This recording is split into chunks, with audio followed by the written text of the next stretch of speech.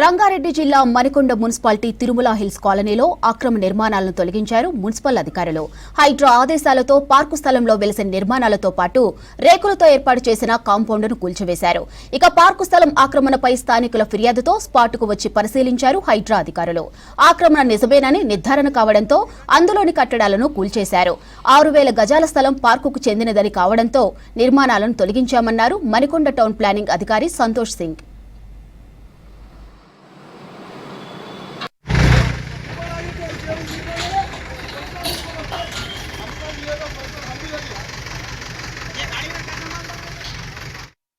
Manikonda municipality పరిధిలోని Tirumala hills కాలనీలో park స్థలము కొంతమంది వ్యక్తులు దాన్ని టీన్ షెడ్స్ పెట్టి కాంపౌండ్ వాల్గా ఏర్పాటు చేసుకోవడం జరిగింది.